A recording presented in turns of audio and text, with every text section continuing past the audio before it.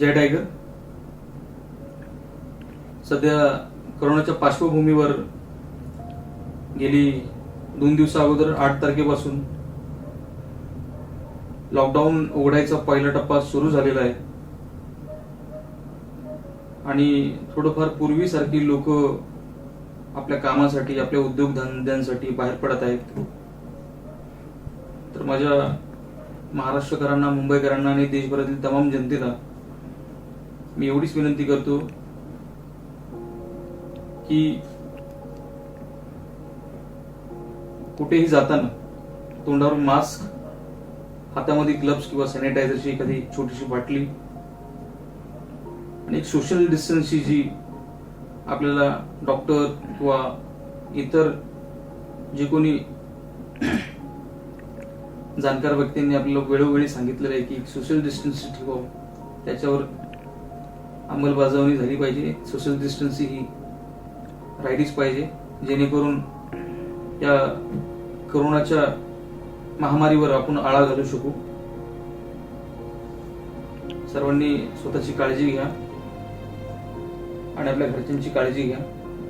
तर माझी महाराष्ट्रातील, मुंबईतील आणि देशभरातील जनतेला विनंती आहे की लॉकडाऊन खुललेलं आहे, कोरोना काही संपलेला नाही. विशेषतः हा आजचा व्हिडिओ बनवायचं कारण असं आहे की गेली महिनाभरापासून मला बरेच लोकांचे फोन येतात हॉस्पिटलच्या बिलांना घेऊन. गेल्या 10-15 दिवसापूर्वी केएम हॉस्पिटलचा एक व्हिडिओ व्हायरल झाला होता आणि केएम हॉस्पिटलच नसून असे बरेचसे हॉस्पिटल्स आहेत, सरकारी हॉस्पिटल, जिथे असा काहीतरी प्रकार घडतोय. तुम्ही बघू शकता. सामने डेड बॉडी रखी है, इनको लेके नहीं जा रहे हैं. यहाँ पे भी डेड बॉडी रखी है, इनको लेके हॉस्पिटल है. यहाँ पे डेड बॉडी है, ये भी डेड बॉडी है. पेशेंट यहाँ पे नीचे लेके लेटा हुआ है, कचरा वहाँ पे पड़ा हुआ है. ये डेड बॉडी कल शाम से यहाँ पे पड़ी हुई है गाइस, देखो. और वो डेड बॉडी 4 घंटे से वहाँ पे पड़ी हुई है. ये डेड बॉडी कल नाइट से यहाँ पे पड़ी हुई है. कोई यहाँ पे देखने के लिए नहीं है, ना से हटाने के लिए है. यहाँ कोई हटा भी नहीं रहा है. पेशेंट नीचे लेटे हुए, कचरा उधर साइड में पड़ा हुआ है. डॉक्टर्स को बोलते हैं कि पेशेंट को आके चेक तो करो. मास्क पहन. डॉक्टर्स को बोलते हैं आके पेशेंट को चेक करो, तो वो बोलता है कि तू जाके देख, और दूसरा बोलता है तू जाके देख. कोई भी आके पेशेंट को देखने के लिए रेडी नहीं है. कचरा भी साफ करने के लिए यहाँ पे कोई भी नहीं है. कचरा साफ करने कचरा साफ करने के लिए भी यहाँ पे कोई नहीं है. कचरा साफ करने के लिए तो बोलते हैं तुम साफ करो. आप यहाँ पे कचरा साफ करेंगे, कोरोना वायरस को देखिए. और यहाँ पे सोशल डिस्टेंसिंग बिल्कुल नहीं रखी जा रही है, आप देख सकते हो. वहाँ पे यहाँ पे देख लीजिए, यहाँ पे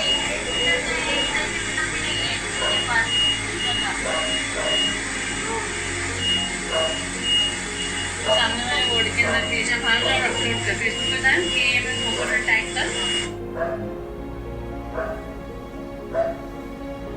सध्याची ही परिस्थिती आहे सरकारी हॉस्पिटल्सची. आपण मान्य करू की सरकारी हॉस्पिटलमध्ये सध्या बेड अवेलेबल नाही आहे. लोकांची, कोरोना संक्रमित लोकांची संख्या पाहता बेड्स अवेलेबल नसतील किंवा इतर काही गोष्टींचा तुटवडा असेल किंवा डॉक्टरांना आपला स्वतःचा जीव वाचवून लोकांना वाचवायचं आहे, हे जरी जी गोष्ट जेवढी खरी असली तरी सुद्धा ही असा काही प्रकार घडू नये. जर माणसांना कुत्र्या मांजरांसारखं जर त्यांची डेड बॉडीज पडल्यात आणि ते डेड बॉडी बघायला गेली 2-2 दिवस जर कोणी येत नसेल, तर मग सर्वसामान्य एखादा माणूस जर संक्रमित झाला तर त्यांनी एखाद्या सरकारी हॉस्पिटलमध्ये जावं, हे एक भीती बसते एखाद्या सर्वसामान्यांच्या मनामध्ये. मग अशा परिस्थितीमध्ये लोक खाजगी हॉस्पिटल्सकडे वळतात आणि त्या हॉस्पिटल्समध्ये 5-5 लाख रुपये, 10-10 लाख रुपये, 8-8 लाख रुपयाच्या अशी संख्यांचे मला फोन येत आहेत.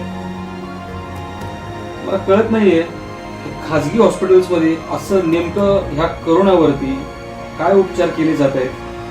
गेली बरेच डॉक्टरांबरोबर माझं बोलणं झालं ज्या ह्या कोरोनाच्या वर काम करतायत, विख्यात डॉक्टर असे. त्यांचं म्हणणं आहे की ठराविक अजून काही व्हॅक्सिन अजून तयार झाली नसल्यामुळे ठराविक मेडिसिन्स दिले जातात, गरम पाणी प्यायला लावतायत. खूप परिस्थिती गंभीर असली तर व्हेंटिलेटर अवेलेबल करावं लागतं, ऑक्सिजनची गरज लागते. आणि याच्या व्यतिरिक्त मला तरी अजून माझ्या कानावर काही पडलेलं नाही की त्याच्या व्यतिरिक्त असं काही मोठं खर्चिक काम काही डॉक्टरांकडून होते. मला कळत नाहीये की ही 12-12, 15-15 लाख रुपयाची जी बिलं लोकांची बनवली जात आहेत हे कशासाठी? तुम्ही एखादी सर्जरी करताय लोकांची किंवा मोठं ऑपरेशन आहे की त्यासाठी तुम्हाला मोठी मोठी अवजारं लागत आहेत आणि मोठे मोठे इंजेक्शन्स लागत आहेत, असंही कुठे काही दिसून येत नाहीये. मी आदरणीय महाराष्ट्राचे मुख्यमंत्री उद्धवजी साहेब ठाकरे यांना हात जोडून विनंती करतो की ह्या सगळ्या जो प्रकार चाललाय या करोनाच्या पार्श्वभूमीवर डॉक्टरांची जी भांडवलदारी चालली, हॉस्पिटलची जी भांडवलदारी आणि स्वतःची खिशे भरण्याची जी पद्धत चाललेली आहे, गोरगरिबांची छळ पिळवणूक करून, याच्यावर आपण विशेषतः लक्ष द्यावं. भारतातील पहिल्या 5 लोकप्रिय मुख्यमंत्र्यांमध्ये आपली गणना होते आणि ही लोकप्रियता आपण कायमस्वरूपी टिकवाल अशी मी आशा बाळगतो. माझं आदरणीय मुख्यमंत्र्यांना विनंती आहे संपूर्ण टायगर ग्रुपच्या वतीने की आपण ही जी लोकांची कडून पैसे उकळवण्याची जी पद्धत चालली आहे खासगी हॉस्पिटलच्या माध्यमातून, सध्या लॉकडाऊनच्या काळामध्ये लोकांचे रोजगार गेले, लोकांचे उद्योगधंदे गेलेत, लोकांची 2 टायमाची पोट भरेल याची व्यवस्था संपलेली आहे. अशा परिस्थितीमध्ये लोकांनी आपला जीव वाचवावा की यांची बिलं भरावी, याच्यावर आपण कृपया करून महाराष्ट्र सरकारने विशेषतः लक्ष द्यावं अशी माझी विनंती आहे. आणि यापुढे या सगळ्या गोष्टी थांबतील अशी मी सरकारकडून अपेक्षा करतो. धन्यवाद.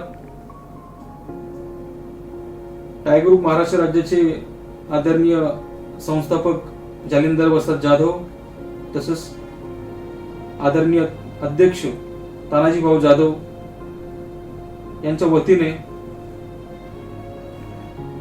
मुंबई अध्यक्ष संजय भाऊ खंडागळे माझे सहकारी व माझ्या वतीने मी सर्व जनतेला, टायगर ग्रुप सदस्यांना, नागरिकांना